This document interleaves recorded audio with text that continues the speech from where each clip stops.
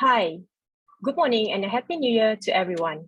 Thank you for joining us. Today's session will delve into the challenges and good usage patterns of running distributed stateful workloads on Kubernetes. Kindly post any questions that you have into the Q&A box below. Our speaker will try his best to answer them after the session. We also have some Yugabyte merchandise to give away to the first 20 submissions to our survey form. Do check out the chat box for the link. Without further ado, I would like to introduce you to Mr. Srinivasa Vasu, our Senior Developer Advocate, to commence the webinar. Over to you, Srini. Hey, thanks, Laila. Hi, everyone. Hope everyone is able to see my screen. Welcome all. Good day to all. Welcome to yet another webinar series on Yugabyte. And this is first of 2022.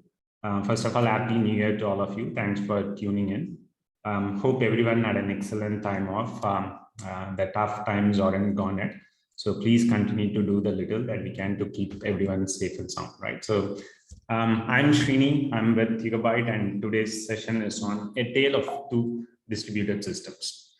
We are going to talk today about YugabyteDB and Kubernetes, the similarities between these two distributed systems, the advantages of running stateful applications on top of Kubernetes in general, and the opportunity ahead, and some of the challenges associated with it, and how we can mitigate all those challenges. Right? This session is not going to tell you whether you should run your stateful applications on Kubernetes or not. This session is more about, we are going to give you the pointers in terms of the advantages associated with it, and at the same time, what are the challenges that you need to watch out for so that you'll be better prepared, right? Again, whether you should run your stateful applications on Kubernetes or not depends on a lot of other things, your requirements, skill set, team composition, time to market, so on and so forth, right? So if the requirements demand you to run stateful applications on Kubernetes, you'll be better prepared, right? Kubernetes needs no introduction, right? A lot of established enterprises and cloud-born companies have Kubernetes in some form and shape. A lot of cloud-born companies have invested heavily on Kubernetes. So if you look at the usage of Kubernetes, right? So over these years, the number of containers in production, compared to 2016 and 2019, we have 90% of containers, in production that are more than 5,000, right? In 2019 compared to the percentage that we had in 2016, which was 11%, right? So there is a steep 8% increase. So the number of containers in production keeps growing every year, and which is a good sign. So that's an indication that Kubernetes is growing massively, and Kubernetes is, as I said, as hands down won the container war, right? So it's the de facto container orchestration engine, and gives you a lot of advantages as well. It's other than managing the life cycle of your stateless applications. That's how Kubernetes, started the journey with, right? And the real power of Kubernetes is more to do with its API. A lot of companies have invested heavily on Kubernetes powerful API construct to bring in a lot of infrastructure and services related automations on top of it, right? So we'll look at all those things in the subsequent slides, right? And if you look at the state of Kubernetes report in 2021, again, things have improved compared to 2020. Use of Kubernetes in production has increased by 6% compared to 2020. The numbers were 59% compared to 65% in 2021. And though on-premises was the favorable deployment option in 2020, the numbers have gone down slightly in 2021. A lot of companies have started to look at single plus multi-cloud, public cloud vendors, and 36% of responded saying that they are looking at a multi-cloud strategy, right? It's a win-win for everyone. It's beneficial to everyone. That's what the report says, that from an operations standpoint, improved resource utilization and ease of production rollout, right? And from a dev standpoint, also quick time to market. It gives you a way to containerize your monolithic application. So we are not necessarily advocating that you should just like that lift and shift your monolithic applications, but it's one of the ways that you can get started with the Kubernetes journey, right? And also it gives you a jump start to get onto the cloud bandwagon. And I mean, the footprint is growing, right? So that's what it indicates, right? And if you look at the data ecosystem in general, right? The data ecosystem is also evolving, right? So until last year, maybe 2 years ago, Kubernetes was largely seen as a runtime just to run your stateless applications. So if your applications demand state, no, don't run it on Kubernetes. Keep your state off of Kubernetes, right? So that was the thought process. But the runtime itself, the platform itself has matured a lot over these years. A lot of capabilities have been built into Kubernetes to handle stateful workloads as well, right? You see a lot of data services, YugabyteDB is up there. That's where we come from. And you get to see other stateful, applications like the likes of Postgres, MySQL as well, right? I mean, from a similarity standpoint, Yugabyte does for data what Kubernetes essentially does for applications, right? So control the lifecycle management of data with all those infrastructure related goodness built into it, right? I mean, this is, I'll cover the architecture later as well. This is just to give you a sneak peek of the perspective from us, right? So the similarities that we see between these two distributed systems, right? So as you can guess, I mean, like any distributed system, the underpinning principles are going to be more or less the same, but the way those principles are implemented in each system would be different, right? So under the hood, Yugabyte would have implemented it in its own way, so as Kubernetes and other distributed systems as well, right? So as you can see, it essentially consists of two unique processes. One that sits in the critical data path that controls the life cycle of your data. The other one is responsible for doing all the administrative management related operations that continue to run in the background, right? And the same plot, we just try to visualize it with Kubernetes as well, right? So similar to Gigabyte, Kubernetes also has two distinct high-level processes per se, though it has a lot of other processes under the hood. So from an understanding standpoint, master and worker nodes, and master is for metadata and config related stuff, and it continues to run in the background. It's, I mean, based on the events, then the worker nodes are going to react, right? So we see a lot of similarities between these two systems, right? So and then let's start looking at the advantages in terms of in general, right? Running stateful applications on top of Kubernetes, right? With Kubernetes, you'll have better resource utilization because the packaging mechanism is very powerful. It goes with the notion of build once, run it anywhere, right? And the scheduling system is also powerful. That gives you the best in terms of deciding how to, distribute your applications across the nodes in a given cluster, right? And this will be very useful when it comes to, running your private self-service DBaaS as a service. Getting started with a database cluster is not going to be a lengthy affair per se. You'll be able to get started within a matter of few minutes because of the powerful packaging construct and the scaling mechanisms that are built within Kubernetes, right? But what you have to keep in mind is if you are building a bloated Kubernetes cluster in production to serve both your application as well as data services related requirements, you have to always watch out for noisy neighbor related issues, right? So when it comes to data services demands better IOPS plus compute as well, right? So you need to make sure that it's guaranteed for those data services. You should not let the data services starve for these resources per se, right? And resizing your application containers are pretty easy. It's just change the YAML definition and then kubectl apply does the heavy lifting for you. I mean, compared to a traditional VM-based resizing, I mean, it used to be tough back in those days, but thanks to all the infrastructure as code automation tools, today, I mean, you'd be able to seamlessly execute these operations on any form factors per se. But when it comes to Kubernetes, it's much easier, right? You can pretty much change your compute requirements, memory requirements. And also based on the storage provider implementations, you'll be able to expand the storage on the fly as well. So these things are possible if you're going to run your stateful application on top of Kubernetes, right? And this is also one of the promises of Kubernetes. It allows you to port your applications across different infrastructure provider per se, between on-premises and even between cloud providers, right? Though the core runtime remains same across different distributions of Kubernetes, Kubernetes itself is a plug-and-play system, right? If you really want to run it as an enterprise-grade platform, then you need to integrate that runtime with a lot of other components as well, right? So it does not come with an integrated network implementation, storage implementation, just to name a few, right? So these things are going to differ depending on where you run your cluster, right? So AKS is not one and the same with EKS, not one and the same with your on-prem version, right? So you need to better watch out for all those things, the way how you create the persistent volume, the way how you expose your applications to the outside world, to NLDs and others. These things differ based on where you run your Kubernetes cluster, right?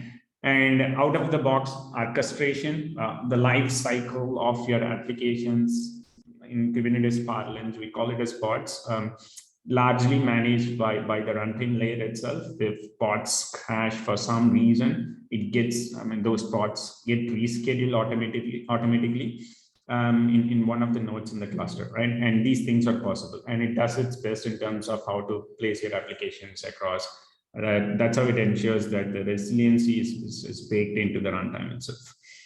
And the last one on the positive side, that there may be other things as well. We just wanted to call out five goodness in terms of running a stateful workload on Kubernetes, and 5 challenges associated with it. So on the positive side of things, the last one is automating your data operations. This is possible with the Kubernetes operator pattern, right? So it's gaining a lot of momentum as well, where you can define your implementation with the help of a control and custom resource definition. And once you deploy your service, the reconciliation loop, thanks to the underlying runtime, it's a powerful construct that ensures that your actual state is always in sync with your desired state, or rather it tries its best to keep it in sync with your desired state, right? This is the robotic version of the human operations that we generally used to do, right? So when it comes to all of your data operations, like scale out, change your cluster config, or roll out features, and so on and so forth, right? So these things can be automated with an operated pattern per se, right? And moving on to the next part of it, the challenges to be dealt with, right? What are the challenges associated with it? The first and foremost is the pods are ephemeral in nature, so pods can fail randomly. It depends on a number of factors: the way how you have provisioned your cluster itself, how the policies are defined. Have you defined pod disruption budgets or not? Or how the resources are defined for each of your stateful workloads, the quality of service, whether it's guaranteed or burstable, and so on and so forth, right? So based on that, the scheduler makes a lot of runtime decisions. So if the policies are not defined properly, probably pods might get crashed. If there is a resource crunch, it would try to reshuffle the pods across, and so on and so forth. So this probably would lead to data loss in the case of a traditional stateful services. If you are running a traditional RDMS-based service where you are heavily dependent on the file system from the host, and if the pods get rescheduled, then you lose the data altogether, right? One of the ways to mitigate this challenge is to use a distributed database like YugabyteDB, right? So which manages the lifecycle of your data. It comes with an inherent data replication that ensures that you'll have multiple copies of your data sitting in the cluster, right? And other thing is local versus persistent store, right? So there are pros and cons associated with whether you want to use local storage or persistent storage. With local storage, it's local disk, so this gives you better performance, but it's tightly coupled to the underlying hardware per se, right? So, and the data is not replicated, and if at all, we looked at in the previous slide, right? Pods get rescheduled if you are using a host volume, which is not recommended to, but in order to use, if you need local storage like NVMe or SCSI, where you want to use the local volume through host volume mechanism from Kubernetes, then pods can get rescheduled, right? So Kubernetes is not aware of which volume has been tagged to which pod per se. That can be mitigated with local persistent volume, but the challenge with local persistent volume is it can't be dynamically provisioned like an external persistent volume, right? So to which you can consume through an external storage. So you have to prepare your persistent volumes upfront, and then you have to use it in your stateful applications. But what you have to keep in mind is still the challenge there is, if at all, if you lose the hardware itself, or if the local storage is not accessible, you lose the data with a traditional RDBMS system, which does not come with an inherent replication, right? So that's where a distributed database on Kubernetes makes more sense, because it replicates the data. Even if you lose the file system or lose the machine, you still have the data somewhere sitting in the cluster, right? So that you'd be able to re-replicate the process when the new instance comes up and other things. With persistent storage, it's reliable, and you can dynamically provision the storage. Again, it depends on where you run your Kubernetes cluster. If it's on public cloud, then it's not a problem. But if it's on-prem with persistent storage, again, you have to rely on some third party to replicate the data at storage level, right? So you have to watch out for that as well. Again, need for a load balancer. This is a pretty common problem, right? So if you want to expose your applications, even within your internal, depends on whether it's for internal consumption or external, do you want to make it public or whatever it is, it needs to be exposed by a load balancer, right? So the way the NLBs are consumed, again, would be different depending on the distribution that you use. It's integrated if your distribution is running on any of the public clouds, but if it's a self-managed or on-prem, so generally Kubernetes doesn't come with this capability integrated, right? So you have to rely on some other software to get that achieved with your distribution, right? And with public clouds, again, you often meet problems with public, elastic IPs or public IPs and so on and so forth. So those are all the things you have to watch out for, right? And when it comes to load balancer, the on-prem is the challenging thing. So you have to make sure that it's properly integrated to be able to get the best out of it, right? So if you want these services to be provisioned on demand, so you have to ensure that these things are integrated properly with your automation systems per se. And networking complexities are always there, right? So this thing is not even sorted out yet. SIG has some initiative around this. The applications that you deploy to your Kubernetes cluster, the service discovery is possible only within the cluster. But if you have the same application running across two different clusters, there is no easy mechanism to discover the services across clusters, right? So though you can rely on other softwares like Istio or DNS training and other stuff, there is no easy way to do that, right? So we see this trend happening in the sense that requirements demand you to run your stateful workloads, across different regions, geographically distributed. Geographically distributed, and so on and so forth, right? So if you plan to run your stateful workloads on Kubernetes across regions, there is one of the things that you have to watch out for, right? So there is no easy way to get it done today, but there are some initiatives that are happening upstream to get it implemented, right? And we looked at, these are all the things, right? So on the left, all those in green are the advantages in terms of running stateful workloads in general, right? So whether it's a traditional standalone RDBMS or a distributed database like YugabyteDB on Kubernetes. On the right, what you see are some of the challenges that you have to watch out for, right? So, and the first two things can be easily mitigated with a distributed database like Yugabyte. And the last three is more from a networking standpoint, which is common whether it's a single node RDBMS or a distributed database like Yugabyte. That takes us to the next part of this this talk on Yugabyte. So Yugabyte, as I said before, it has a lot of similarities with Kubernetes. It does for data what Kubernetes has been doing for applications. It's a cloud-native Postgres and Cassandra compatible, pluggable API layer database, which is horizontally scalable, highly available, geo-distributed, and strongly consistent ACID compliant system, right? Yugabyte draws a lot of inspiration from Amazon Aurora when it comes to the query layer. Similar to Aurora, Yugabyte also supports multiple query APIs. On the traditional RDBMS side of things, it supports Postgres API. It's built based on Postgres, compatible with Postgres. And on the NoSQL side of things, it has its roots with in Cassandra, right? So it supports Cassandra API as well. And the storage system, which is built from ground up in Yugabyte, draws a lot of inspiration from Google Spanner. Like Spanner, it's horizontally scalable. It supports distributed transactions and distributed query processing as well. And it gives you the highest level of resiliency, right? Just to compare and contrast with traditional Postgres versus Yugabyte, it's SQL compliant, all the goodness. I mean, if you're familiar with Postgres API, you can continue to use the same with Yugabyte as well. All the advanced RDBMS features are supported. And in addition to that, it's highly available, scalable, and we support distributed transactions as well. So this is just a logical view of the system on a high level.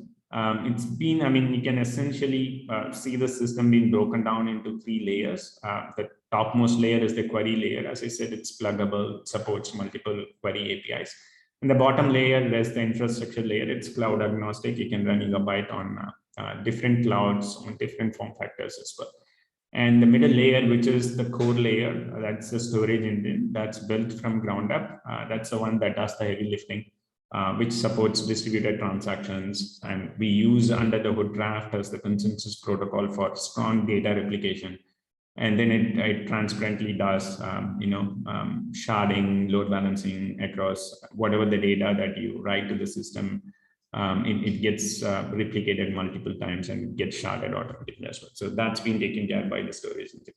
From a deployment standpoint, it supports discrete deployment patterns. Again, it depends on your requirements, how you want to run it, whether you want to run it on traditional VM-based infrastructure or a container form factor. You could do both options as well.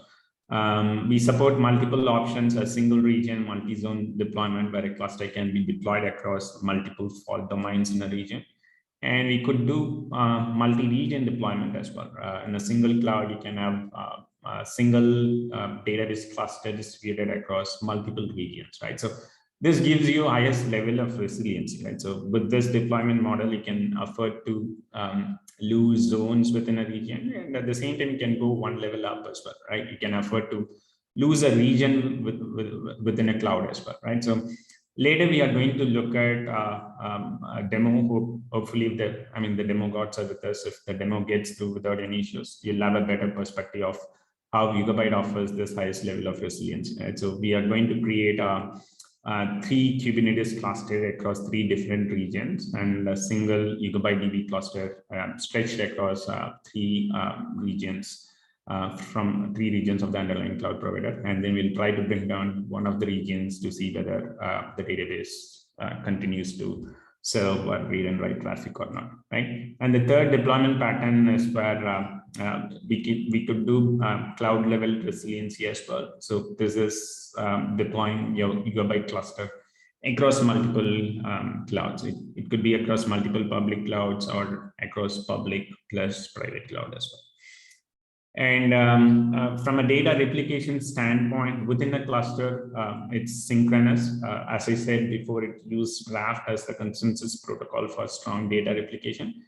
And there is a formula that underpins it. So if you need a resiliency of, if you want to lose one node in the system, you need to have 3 replicas in place, right? So that you can afford to lose 1 replica. And we also support async replication across clusters. So these are all 2 independent clusters, one deployed to one region, another one to a different region. And you can enable async replication across these 2 different clusters. It's near real time, though it's not real time though, because of the async nature. But we do support both unidirectional as well as bidirectional, right? So this setup can be used in an active fashion. plus in an active standby mode as well, right? So you can use cluster 1 in region 1 as your primary cluster and cluster 2 in your region as your secondary cluster, right? So if primary cluster goes down for some reason, then you can quickly switch back to your secondary cluster, or you can operate both the clusters in active mode as well, right? The data would be, there'll be a slight lag because of the async nature. It's not going to be real time, unlike the sync replication that happens within a cluster. Across clusters, it's async, right? That you have to keep in mind. And moving on to YugabyteDB on Kubernetes. As I said before, YugabyteDB is a cloud native database. So you'll be able to deploy YugabyteDB on any cloud scale infrastructure per se, right? So the form factor, it's not tightly coupled to any form factor per se. You can run it on a bunch of virtual machines or on Kubernetes as well, right? We looked at this architecture earlier as well. As you can see here, essentially it consists of two different processes. Internally, we call them as YB master service and YBT server service. And YBT server service is the one that sits in your critical data path, right? So the clients, users would interact with Gigabyte database through YBT server that manages the lifecycle of your data, right? As you can see, the data sits wherever you run T server service. And the T server service is horizontally scalable, right? So depending on the replication factor and the number of nodes in your cluster, you'll be able to seamlessly scale the service. And the other one is the YB master service. Similar to Kubernetes, it does all the administrative related activities. So for example, if you really want to compare and contrast with Kubernetes, so when you do kubectl apply, it goes through your API server, it gets validated. Once everything is fine, it gets persisted in etcd, and a couple of events get triggered post that, right? So if it's a deployment or stateful manifest, then the kubelet gets notified and it's going to create an application for you. In a similar way with Yugabyte, if you want to create a table, you connect to the database and then master receives the request, validates it. Once everything is done, then it automatically splits your table into n number of shards. That's how it does the sharding. And then those shards are automatically distributed to the underlying T server. And post that, the T server is the one that's going to manage the data for you, right? Similar to once kubelet receives the request, it manages the lifecycle of your pod. In a similar way, once the table gets split into n number of shards, post that the T server is going to manage the lifecycle of those shards, right? So that's one of the administrative activities. In a similar way, it does re-replication. So if one of the nodes, one of the replicas is gone for some reason, and the master initiates the re-replication process. So it's a one that works in the background, similar to a reconciliation loop sort of thing, which ensures that your actual state in the cluster is always same as the desired state, right? So it tries its best, similar to Kubernetes. Again, it depends on whether you have bedroom or not, and so on and so forth, right? So as long as the minimum requirements are met, it should be able to keep your desired state or actual state in line with your desired state. And just to name some of the activities being done by master, and also it does whenever you initiate backup and restore, master comes in, it initiates a number of activities behind the scene, right? So under the hood, it's a different representation of the previous slide. Under the hood, you can have multiple pods for master service, multiple pods for T server service as well. It's horizontally scalable. Again, master also offers you fault tolerance. That also under the hood use Raft as the consensus protocol. So based on the replication factor, what you're looking at in this case, it's a cluster created with a replication factor of 3 with 3 nodes. So that's why you get to see 3 master processes, and each tablet has got 3 copies in the system, right? That's how Yugabyte database would do, read write across every node in the cluster, right? It's not like, unlike some other distributed system where your write should always be routed to one node. In the case of Yugabyte, every node in the cluster can do read and write traffic depending on the tablet location, right? So if tablet 1 happens to if the leader of tablet 1 happens to be in node 1, which is the case in this diagram, Then tablet 1 would be responsible to process read and write traffic for the data it holds. And so is the case for tablet 2 and tablet 3, right? So that's how we can do distributed query processing across nodes in the cluster, right? YugabyteDB is certified to run on different distributions of Kubernetes. You can run it on EKS, AKS, GKE, and also on OpenShift and Tanzu, Robin, any CNCF confirm and Kubernetes cluster as well, right? So you can find all those discrete deployment patterns in our official documentation. It's very extensive, and you name it, you would be able to find the guide in terms of running YugabyteDB on top of Kubernetes, right? And the last part of this session is what we are going to look at now was I've created 3 Kubernetes cluster. So the intent is we'll run YugabyteDB on Kubernetes, right? On a high level, the Kubernetes clusters are distributed across the globe. As I pointed out earlier, the service discovery is something that you can do within a cluster. Any application that you deploy to the cluster IP-based service discovery is possible only within a cluster, right? But when it comes to distributed system, if you want to run it across multiple clusters, then each instance should be able to discover the rest of the instances, right? But if it's going to be on separate Kubernetes clusters, then there is no direct way to get it implemented today, right? Because Kubernetes does not support it out of the box. You would be able to get it implemented using other services like Istio and other mechanisms as well. That requires a lot of heavy lifting per se. It's not easy to implement it, right? And for this demo, I've created the clusters on GKE because GKE last year introduced a feature called multi-cluster service discovery. So that's a mechanism that allows you to natively discover services across clusters. It's a Kubernetes native implementation. You don't need to rely on any external service to get that discovery implemented. Rather, it is supported through multi-cluster service discovery, right? So you deploy your stateful application on Kubernetes, and then you export your service to be discoverable across other instances as well. And then it automatically sets up the internal DNS related endpoints for you, similar to service.cluster.local within a cluster. It sets up service.cluster_set.local. So you'll be able to group a similar set of services across different clusters using this domain, and then post that you'll be able to discover the services as well, right? So we have deployed a single YugabyteDB cluster across 3 different regions: US Central, EU West, and AP South. Though this diagram gives you a representation of 9-node cluster, but from a demo standpoint, I've only created a 3-node cluster, 1 node per region. Though we could do 9 nodes as well, right? So 9 nodes would give you the highest level of resiliency as well, right? So meaning you can have 3 nodes in a region distributed across 3 availability zones. Thanks to Kubernetes affinity rules, you would be able to distribute 3 nodes of Yugabyte across three fault domains in a given region as well, right? So with this architecture, if the zone goes down in a region, or if the region itself goes down, still the cluster will be able to continue to serve read and write traffic, right? Again, it depends on the replication factor.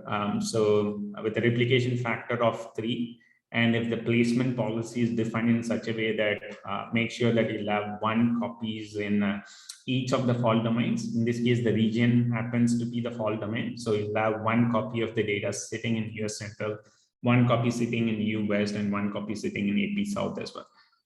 So if one of the region goes down, still the cluster would be operational, right? I'll switch back to the terminal. All right.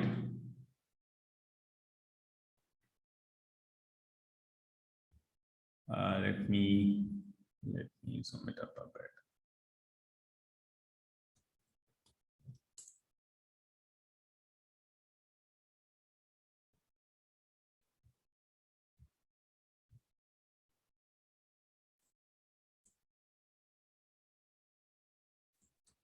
Okay, I'm bringing in another interface. Just give me a second.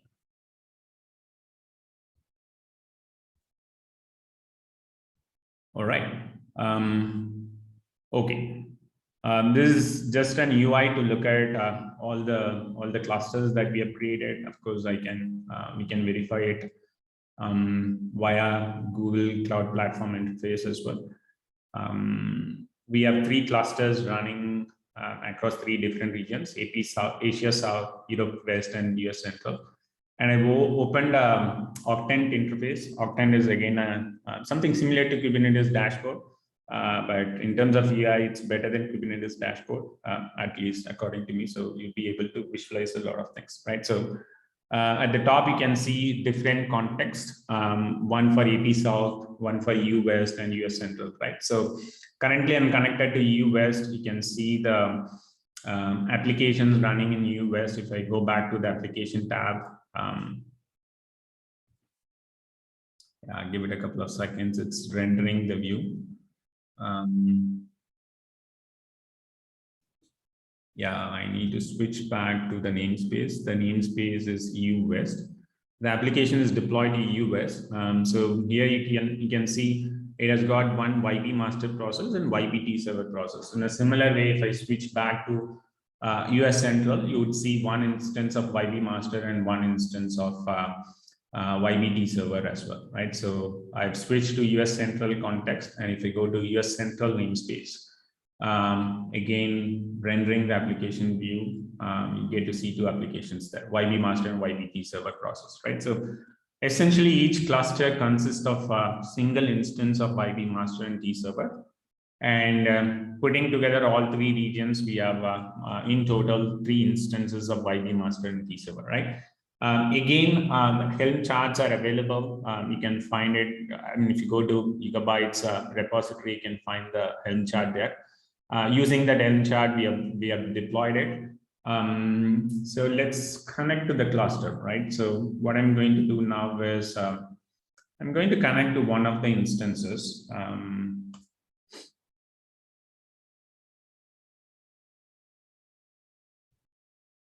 All right. I'll just zoom it a bit. So I've connected to one of the running instances in EU West, and we can also look at the cluster's state via Yugabyte's dashboard as well. So if I go back to Yugabyte's interface, you could verify the same thing there. 3 instances are there. YB master in EU West is the leader for master services. And if I look at the configuration, which is something that I have to run it as well. Let me run the configuration. Just give me a second.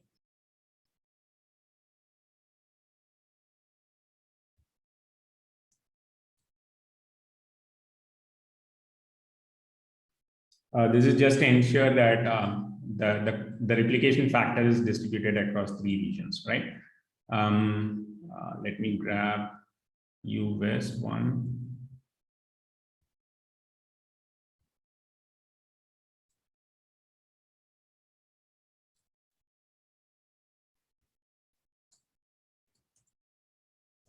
I'll run this first.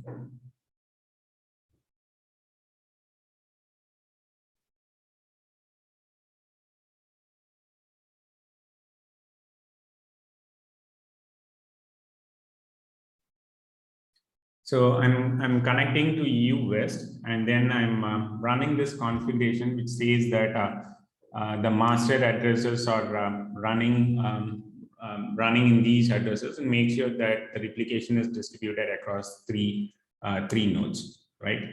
It's taking a while. Let's give it a couple of seconds.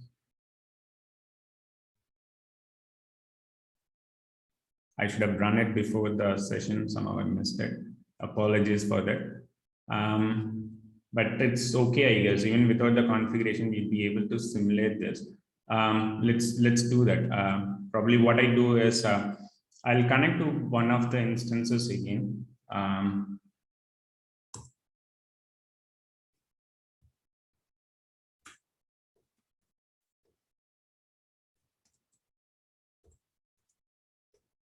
So I'm connecting via the SQLSH client interface. So I'm going to create a table new list, right? So create table.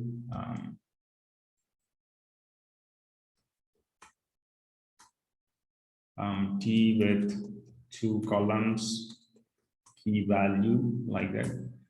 And this is going to create a table across 3 nodes. Within a few seconds, you would see the create table in the user interface. So if you look at the number of user tables, the T is already created. And you could verify the same thing here.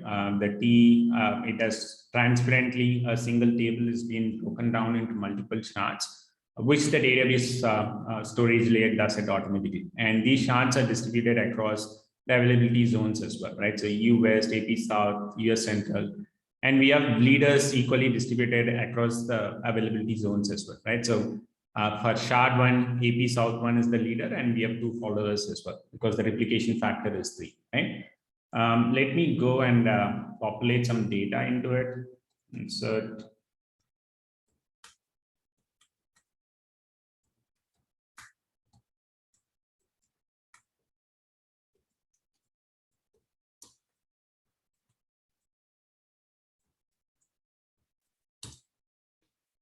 Right, it has inserted, we have inserted 100 rows into the cluster. This is just to demonstrate the capability, right?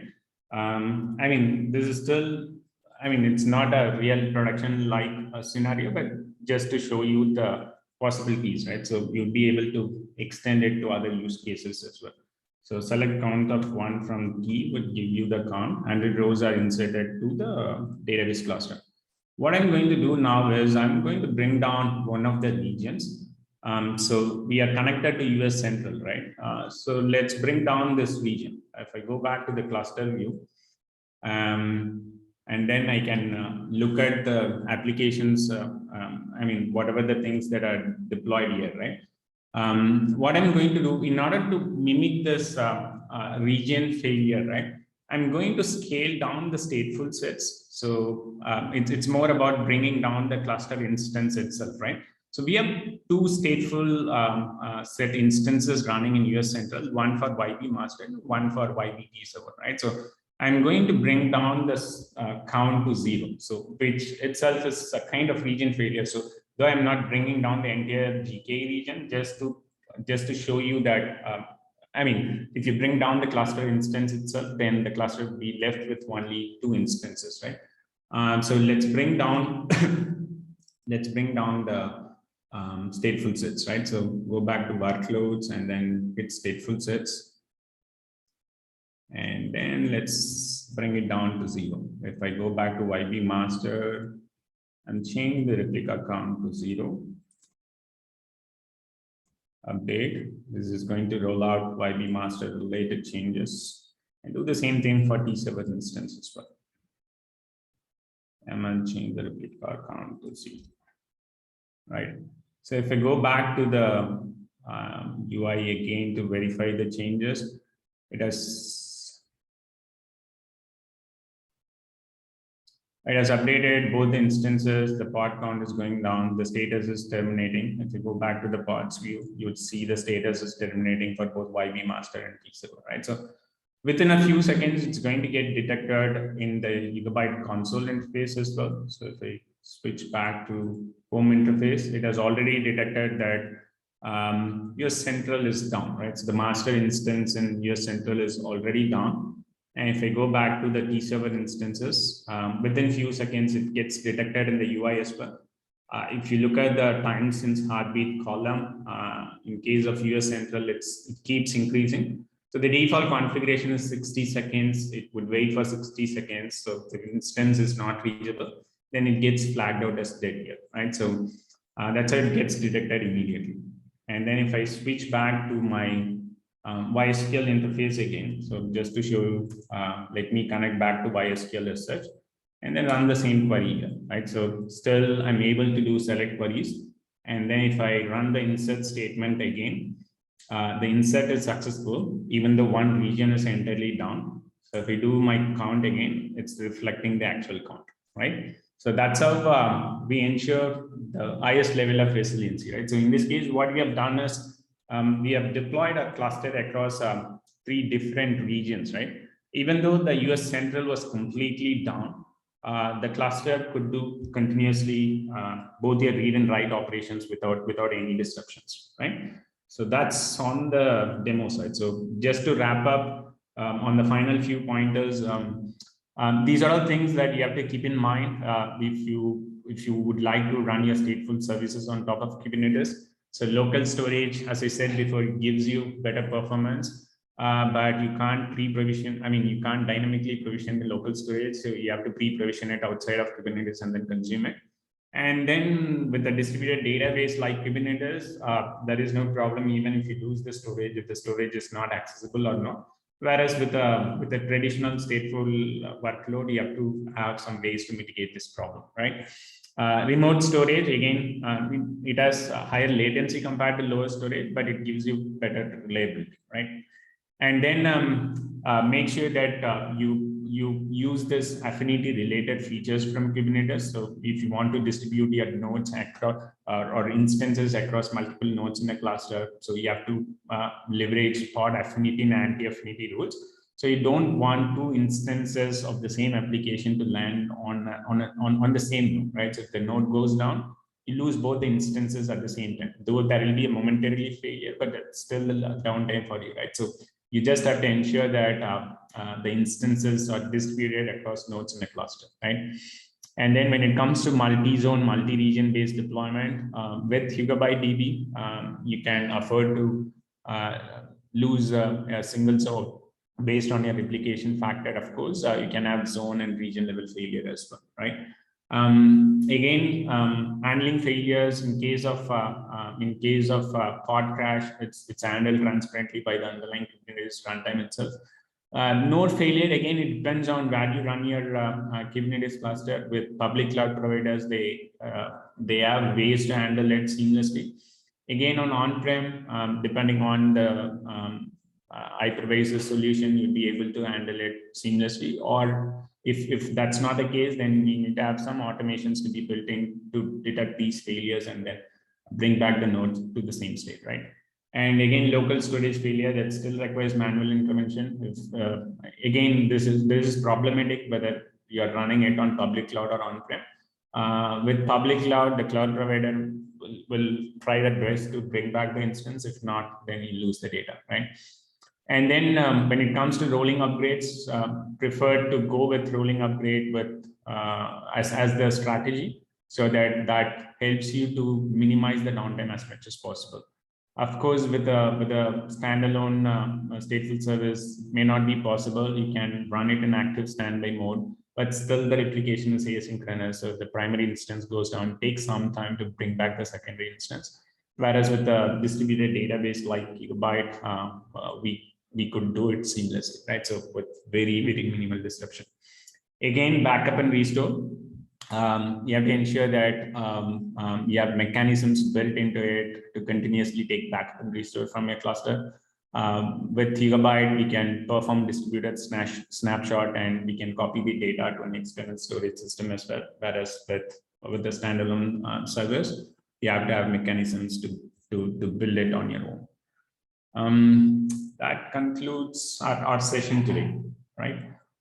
Hope we managed to give you pointers in terms of the things that you have to watch out for if you want to run your distributed services on Kubernetes, and some of the good usage patterns as well.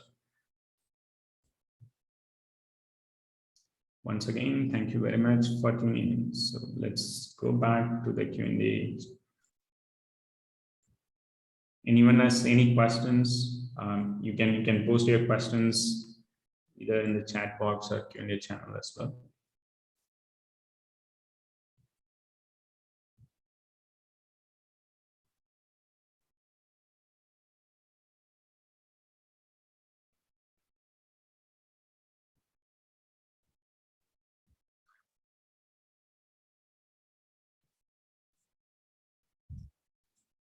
Our chat window is very silent today.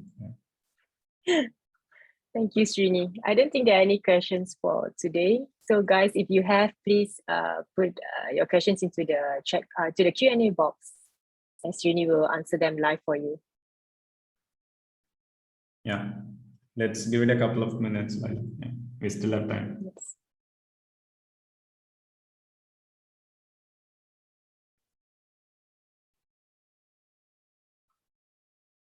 While waiting for that, we have some Yugabyte merchandise to give away. So please take a look at the chat box. There's a survey link. We hope that you can spend some time to submit your thoughts in there. And I think it will really help us to improve our webinars in the for the upcoming ones. Thank you so much. Yeah, if you have any questions, please feel free to tune into our Slack channel. It's very vibrant. A lot of folks from the community are there. So please feel free to post your questions there as well.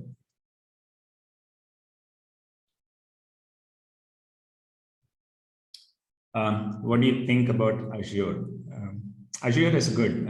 Can you be a bit more specific on your question? Are you referring to Azure Kubernetes implementation or service discovery across Kubernetes clusters on Azure?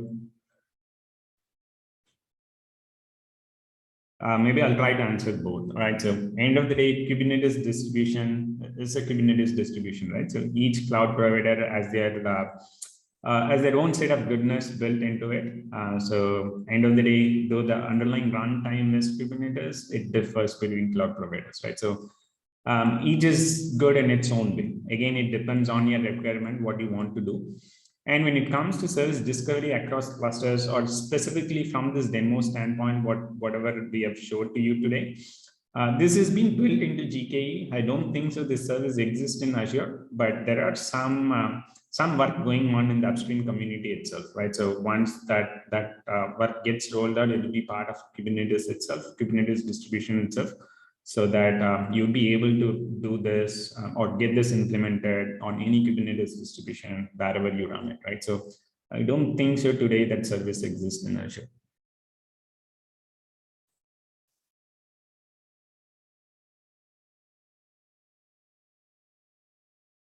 Yeah, I'm SQL Server DBA, and I'm going for a cloud. Yeah, yeah. So from our product standpoint, YugabyteDB is certified to run on Azure on both VM form factor as well as on Azure Kubernetes service as well, right? So AKS is also supported, certified. So just go to docs.yugabyte.com. You can find extensive material plus step-by-step guide in terms of running YugabyteDB on Azure, on either Azure VM instances or AKS. Yeah.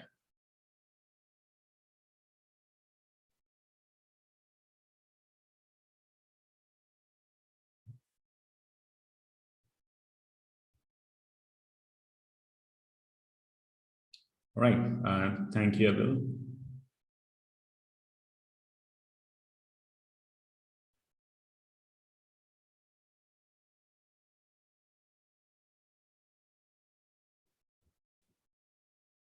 All right. Once again, thank you very much for tuning in. If you guys don't have any questions, or even if you have if you have any questions when you try out these things, please feel free to let us know. Let us know your feedback in the community Slack. We are happy to answer it there. Thank you once again for tuning in. Please stay safe. Thank you, everyone.